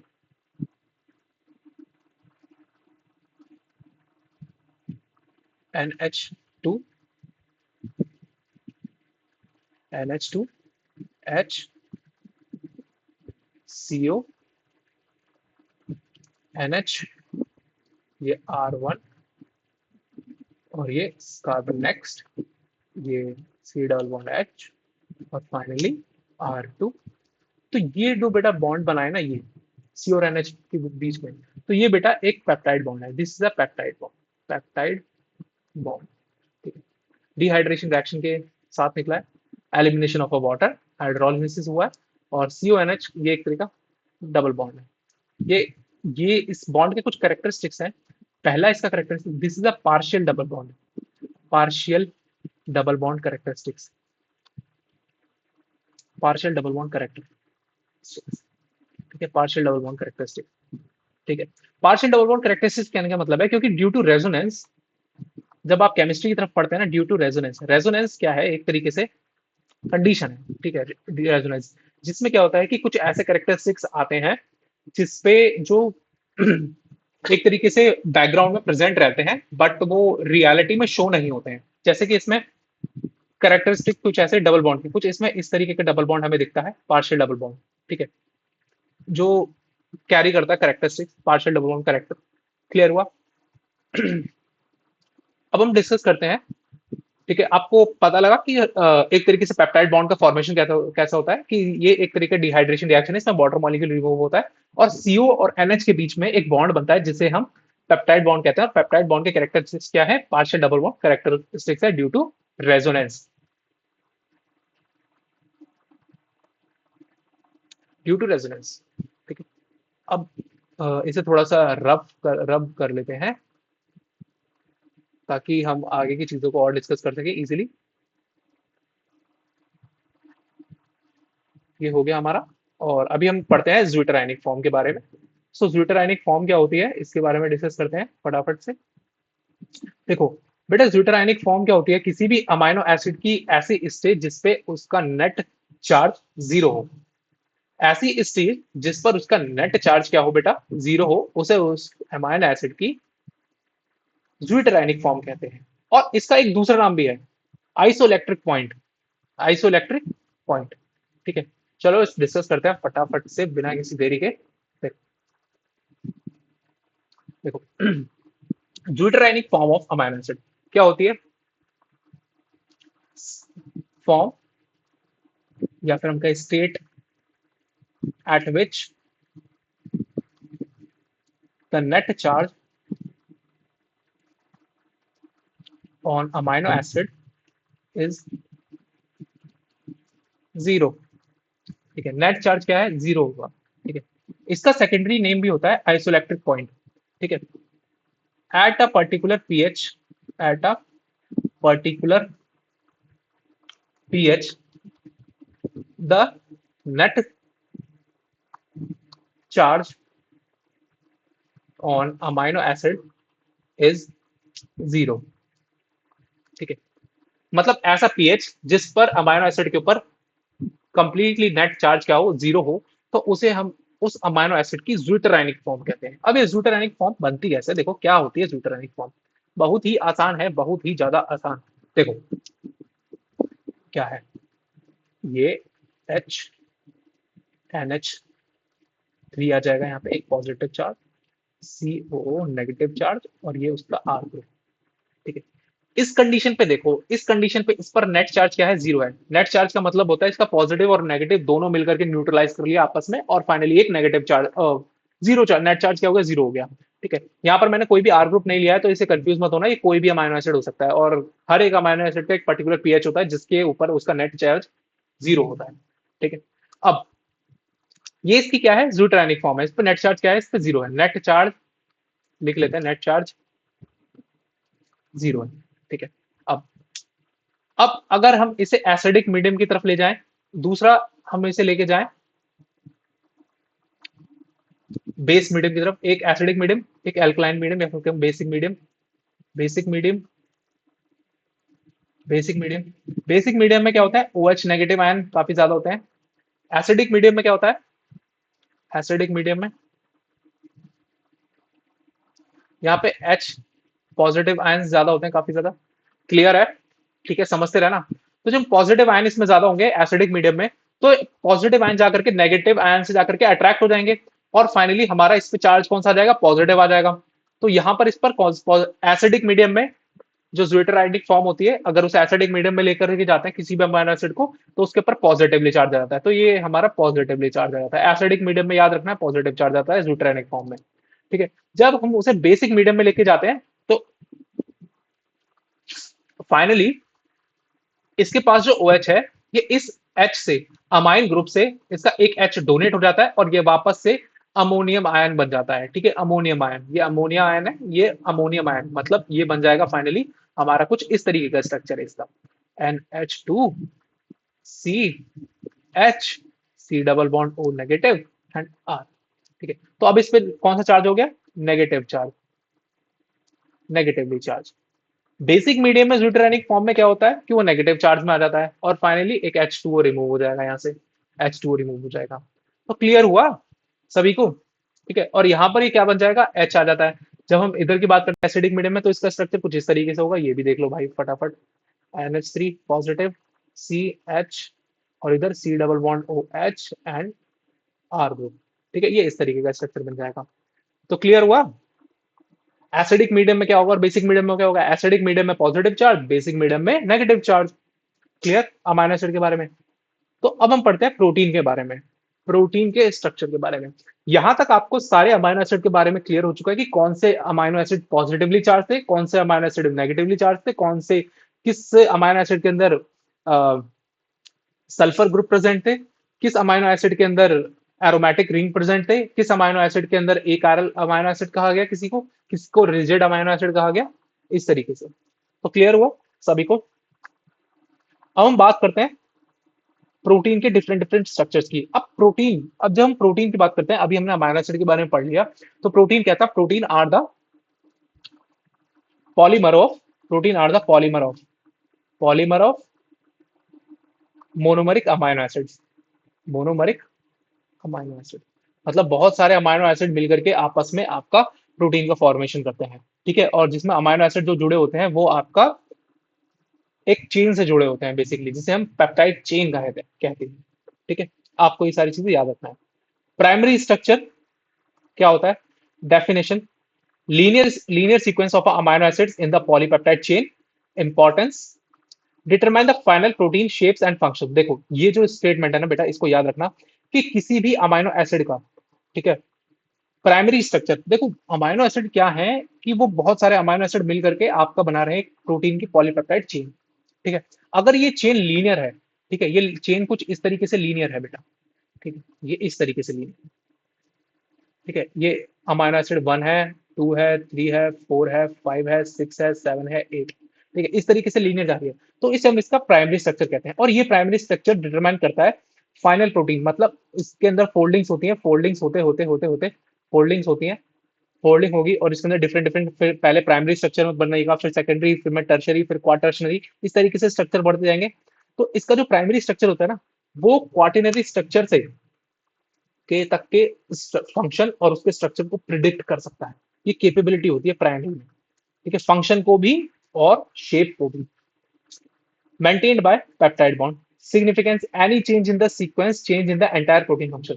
मतलब इस स्टेज पे प्राइमरी स्ट्रक्चर के बेसिस पे अगर इस अमाइनो एसिड को हटा दोगे ना, या फिर इस अमाइनो एसिड को हटा दोगे, नेग्लेक्ट कर दोगे, तो कंप्लीटली जो फंक्शनिंग होगी या फिर स्ट्रक्चर होगा प्रोटीन का, वो ऑल्टर कर जाएगा, और वो अपने फंक्शन को परफॉर्म नहीं कर पाएगा कंप्लीट। ये बात जो मैं बोल रहा हूँ इसको याद रखना कि बेटा, प्रोटीन के 4 तरीके के स्ट्रक्चर हैं। एक है प्राइमरी स्ट्रक्चर, दूसरा सेकेंडरी, तीसरा टर्शियरी, चौथा क्वाटर्शियरी। ठीक है, प्रोटीन अपने 4 फॉर्म में फंक्शन कर सकता है। पॉलीपेप्टाइड में भी फंक्शन कर सकता है, या फिर वो उसके सेकेंडरी फॉर्म में फंक्शन करेगा, या फिर टर्शियरी फॉर्म में, या फिर क्वाटर्शियरी फॉर्म में। इन चारों फॉर्म्स में अब जो प्रोटीन जैसा जिस फॉर्म में परफॉर्म करता है, वो उसके लिए उसकी परफॉर्मिंग स्टेज है। ठीक है, या फिर हम बात करें परफॉर्मिंग स्ट्रक्चर है, वो अपने कौन से कन्फर्मेशन में रहता है, या फिर प्राइमरी कन्फर्मेशन, सेकेंडरी, टर्शरी, या सॉरी, या फिर क्वाटर्शनरी फंक्शन परफॉर्म करेगा। क्लियर हुई ये बात सभी को? ठीक है, तो चलो आगे बढ़ते हैं। दूसरा है सेकेंडरी स्ट्रक्चर। मतलब प्राइमरी कंप्लीट हो जाता है, किसी भी अगर प्रोटीन को फंक्शन करना है तो वो अपना सेकेंडरी कन्फर्मेशन में आएगा, या फिर सेकेंडरी स्ट्रक्चर को बनाएगा प्राइमरी के बाद। Definition: local folding pattern within the polypeptide chain, stabilisation hydrogen bond between the backbone of atom. मतलब यहाँ पे केवल पेप्टाइड बॉन्ड थे, इनके अंदर आते आते इनमें हाइड्रोजन बॉन्ड भी आ गए, हाइड्रोजन बॉन्ड। ये बात भी याद रखनी है, हाइड्रोजन बॉन्ड। ठीक है, सेकेंडरी सेक्शन में हाइड्रोजन बॉन्ड है। ठीक है, दो तरीके के स्ट्रक्चर बनते हैं, एक होता है अल्फा हेलिक्स, एक होता है बीटा शीट। अल्फा हेलिक्स जो होता है बेटा, वो कुछ इस तरीके से बनता है, अल्फा हेलिक्स स्ट्रक्चर। ठीक है, कुछ इस तरीके से। या फिर हम बात करें लेफ्ट हैंडेड या फिर right handed alpha helix structure. ठीक है, और ये स्पाइरल या फिर कॉइल्ड स्ट्रक्चर होता है। तो पता लगा आपको अल्फा हेलिक्स स्ट्रक्चर के बारे में, इसमें हाइड्रोजन आइटम होंगे। दूसरा होता है beta pleated sheet, beta extended sheet, और शीट लाइक स्ट्रक्चर। देखो, बीटा प्लेटेड शीट में दो तरीके से शीट आती है, बीटा प्लेटेड शीट। एक होती है पैरेलल और एक एंटी पैरेलल। पैरेलल वाली कौन सी होती है? एन टू सी। देखो, अब अमाइनो एसिड्स होते हैं, आपको मैंने बताया कि पॉलीपेप्टाइड जो चेन है ना, ये जो पॉलीपेप्टाइड चेन अभी हमने ऊपर बना रखी है, देखो यहाँ पर जो अमाइनो एसिड होगा तो उसका कुछ इस तरीके से स्ट्रक्चर ही तो होगा, एच। यहाँ से ये दूसरे से एन एच से जुड़ा होगा। ठीक है, यहाँ पर इसका एक अमाइन ग्रुप होगा बेटा। ठीक है, और यहाँ पर इसकी आर ग्रुप चेन होगी। और ये वाला इसके पास कौन सा स्ट्रक्चर होगा? इसके पास कुछ इस तरह का, अगर यहाँ पे सीओ एन एच जुड़ रहा है तो यहाँ पर इसका एन एच इधर इन्वॉल्व होगा, और फाइनली ये सी होगा, ये आर होगा, और यहाँ पर इसका आर ग्रुप होगा, और फाइनली यहाँ पे इसका ये इधर बना रहा हूँ बेटा, कंफ्यूज नहीं होना बिल्कुल भी, ध्यान अपना यहीं पर रखो, कार्बन। तो एक इसके पास एन टर्मिनल होगा और एक इसके पास सी टर्मिनल होगा। ठीक है, एक एन टर्मिनल और एक सी टर्मिनल। उसी तरीके से हर एक पॉलीपेप्टाइड चेन का एक एन टर्मिनल होता है और एक सी टर्मिनल होता है। ठीक है, जब दो polypeptide chain N to C pattern में हाइड्रोजन बॉन्ड से जुड़ी हुई होती हैं, ठीक है, तो ऐसे स्ट्रक्चर को पैरेलल बीटा शीट कहा जाता है। ठीक है, इसे हम कहते हैं पैरेलल। ठीक है, जब N2C और N2C दो पॉलीपेप्टाइड हाइड्रोजन बॉन्ड से जुड़ी हैं तो उसे हम पैरेलल बीटा शीट कहते हैं, parallel beta sheet. Anti parallel beta sheet में क्या होता है कि दो polypeptide chain anti parallel direction में होती है, जुड़ी हुई बाय द हाइड्रोजन बॉन्ड, तो इसे हम कहते हैं इनका anti parallel beta sheet structure, anti parallel beta sheet. ठीक है, ये पैरेलल का साइन बना दिया, कंफ्यूज मत करना। ठीक है, अल्फा हेलिक्स और बीटा प्लेटेड शीट। देखो, प्राइमरी स्ट्रक्चर बन गया, उसका एक लीनियर चेन होगी पॉलीपेप्टाइड चेन की, और उसके अंदर पेप्टाइड बॉन्ड होगा। लेकिन जब हम सेकेंडरी स्ट्रक्चर की बात करते हैं तो सेकेंडरी स्ट्रक्चर के अंदर क्या होगा, सेकेंडरी स्ट्रक्चर के अंदर वही पॉलीपेप्टाइड चेन, अगर किसी प्रोटीन को अपने सेकेंडरी स्ट्रक्चर में आकर के फंक्शन करना है तो अपना प्राइमरी स्ट्रक्चर से सेकेंडरी स्ट्रक्चर में आएगा और उसके अंदर हाइड्रोजन बॉन्ड का डेवलपमेंट होगा। और हाइड्रोजन बॉन्ड का डेवलपमेंट होने के साथ साथ उसमें दो तरीके के स्ट्रक्चर बनेंगे, या तो अल्फा हेलिक्स स्ट्रक्चर बनेगा या फिर बीटा प्लीटेड शीट का स्ट्रक्चर बनेगा। दो तरीके के बीटा प्लीट के स्ट्रक्चर होते हैं, for example like anti parallel beta sheet and parallel beta sheet. Clear हुआ सभी को? नेक्स्ट हम बात करते हैं टर्शरी स्ट्रक्चर, टर्शरी स्ट्रक्चर के बारे में। टर्शरी स्ट्रक्चर, अब किसी प्रोटीन को अपने टर्शरी स्ट्रक्चर में आगे परफॉर्म करना है तो वो अपना प्राइमरी कंप्लीट करा उसने, लीनियर चेन वाला, फिर उसके बाद हाइड्रोजन बॉन्ड जिसमें आ गए थे सेकेंडरी, जिसमें या तो वो अल्फा हेलिक्स होगा या फिर वो बीटा प्लेटेड शीट होगा। ठीक है, कोई भी हो सकता है दोनों में से एक, या फिर कोई प्रोटीन तो दोनों ही। फिर उसके बाद वो टर्शरी की तरफ बढ़ेगा, टर्शरी स्ट्रक्चर की तरफ। टर्शरी स्ट्रक्चर में आते आते उसके पास काफी सारे बॉन्ड्स आ जाएंगे। ठीक है, overall 3D shape of an entire polypeptide chain like myoglobin, इसका एग्जांपल है, एग्जांपल बहुत पूछा जाता है, मायोग्लोबिन, ये याद रखना है आपको। ठीक है, अब इसमें काफी सारे बॉन्ड्स आ जाते हैं, disulphide bond, ionic bond, hydrogen bond, hydrophobic interaction and van der Waals. ठीक है, आप जो ये देख रहे हो ना, ये सारे जो बॉन्ड लिखे हुए हैं, इनकी स्ट्रेंथ होती है, ठीक है, स्ट्रॉन्गेस्ट टू वीकेस्ट। ये सबसे ज्यादा स्ट्रॉन्ग होगा। अब इसके ऊपर भी कौन सा आता है भाई, पेप्टाइड आता है। अगर पेप्टाइड की बात करें तो यहाँ पर अगर हम पेप्टाइड लिख देते हैं, चलो पेप्टाइड बॉन्ड, वो भी एक तरीके का कोवलेंट बॉन्ड ही है। ठीक है, यहां से लेकर नीचे तक जाते जाते ये वीकेस्ट और ये स्ट्रॉन्गेस्ट। ये अरेंजमेंट कभी कभार पूछ लिया जाता है नीट के एग्जाम में बच्चों, कि स्ट्रॉन्गेस्ट बॉन्ड कौन सा है और वीकेस्ट बॉन्ड कौन सा है। Peptide bond, disulphide bond, ionic bond, फिर हाइड्रोजन बॉन्ड, फिर हाइड्रोफोबिक इंटरेक्शन और वैन डर वाल्स फोर्स। ठीक है, अगर आपसे पूछा जाए कि सबसे ज्यादा स्ट्रॉन्गेस्ट बॉन्ड कौन सा है, ठीक है, तो आप बताओगे पेप्टाइड बॉन्ड या फिर डाइसल्फाइड बॉन्ड। क्लियर? अगर आपसे पूछा जाए प्लाज्मा मेम्ब्रेन के अंदर सबसे ज्यादा कौन सा बॉन्ड, प्लाज्मा मेम्ब्रेन के, मेरी बात ध्यान से सुनना, प्लाज्मा मेम्ब्रेन के अंदर, तो आप बताओगे हाइड्रोफोबिक बॉन्ड, हाइड्रोफोबिक। ठीक है, प्रोटीन की बात बताओगे तो पेप्टाइड बॉन्ड या फिर डाइसल्फाइड बॉन्ड। क्लियर है? तो टर्शरी स्ट्रक्चर क्या होता है, 3D शेप बना देता है, 3D शेप। ठीक है, importance, determine the protein function, यहां से प्रोटीन के फंक्शन डिटरमाइन हो जाते हैं। ठीक है, पहले से ही प्राइमरी स्ट्रक्चर से डिटरमाइन होकर के आता है। अगर आप किसी भी प्रोटीन का जो क्वाटरनरी स्ट्रक्चर में आके परफॉर्म करता है, क्वाटरनरी कन्फर्मेशन में आकर के अपने फंक्शन को परफॉर्म करता है, तो अगर आपको उसका पॉलीपेप्टाइड का प्राइमरी स्ट्रक्चर पता है तो आप उसका फंक्शन बता सकते हैं इजीली। ठीक है, अब बात है क्वाटरनरी स्ट्रक्चर पे, special arrangement of a multiple polypeptide chain. देखो, अभी तक तो एक ही प्रोटीन चेन आ रही थी, एक ही पॉलीपेप्टाइड चेन थी, यहाँ तक एक सिंगल पॉलीपेप्टाइड चेन चल रही थी, यहाँ पर भी, इसमें भी और इसमें भी सिंगल पॉलीपेप्टाइड। अब जैसे आप क्वाटरनरी स्ट्रक्चर की बात करते हो तो इसमें more than one polypeptide, polypeptide chain होती है, पॉलीपेप्टाइड। ठीक है, पॉलीपेप्टाइड चेन। ठीक है, जैसे दो अल्फा हो गए, दो बीटा हो गए, ठीक है, चेन हो गई। मल्टीपल सब यूनिट प्रोटीन्स ओनली। ठीक है, जो मल्टीपल सब यूनिट प्रोटीन्स होते हैं, फॉर एग्जांपल जितने भी एंजाइम्स होते हैं ना, मोस्ट ऑफ द एंजाइम्स वो अपने क्वाटरनरी स्ट्रक्चर में आकर के ही फॉर्म कर फंक्शन को परफॉर्म करते हैं। ठीक है, इसका एग्जांपल है हीमोग्लोबिन। हीमोग्लोबिन का क्वाटरनरी स्ट्रक्चर होता है, वो अपने क्वाटरनरी स्ट्रक्चर में आकर के ही फंक्शन को परफॉर्म करता है। हीमोग्लोबिन क्या है, एक तरीके का प्रोटीन है भैया, प्रोटीन है और क्या है। ठीक है, इसमें चार सब यूनिट होती है, दो अल्फा की और दो बीटा की। ठीक है, इसलिए मैंने यहाँ पर एग्जाम्पल भी लिया है कि दो अल्फा और दो बीटा, यहाँ पे एग्जाम्पल भी है, दो अल्फा और दो बीटा। ठीक है, दो अल्फा चेन और दो बीटा चेन। ठीक है, हीमोग्लोबिन। अब ये मत पूछने लगना कि वो आएगी कहाँ से जो दूसरी चेन होगी, बेटा वो भी साथ साथ ही परफॉर्म करने लगती है, साथ साथ ही ये सारे फंक्शन होते हैं ना, ये पैरेलल ही चलते हैं आपस में। ठीक है, अगर किसी भी एंजाइम की दो सब यूनिट है ना, तो दोनों सब यूनिट के, पहली सब यूनिट का प्राइमरी स्ट्रक्चर स्टार्ट होगा, दूसरी चेन का भी प्राइमरी स्ट्रक्चर स्टार्ट होगा, फिर दूसरी सेकेंडरी में जाएगी, पहली भी सेकेंडरी में जाएगी, इस तरीके से परफॉर्म चलते रहते हैं। ठीक है, चलो नेक्स्ट चलते हैं और पढ़ते हैं क्वार्टरनरी। तो ये था क्वार्टरनरी स्ट्रक्चर, इसके आपको एग्जांपल्स याद रखने हैं, हीमोग्लोबिन और उधर का मायोग्लोबिन। ठीक है, function, catalytic enzyme catalyse biochemical reaction, enzymes आते हैं।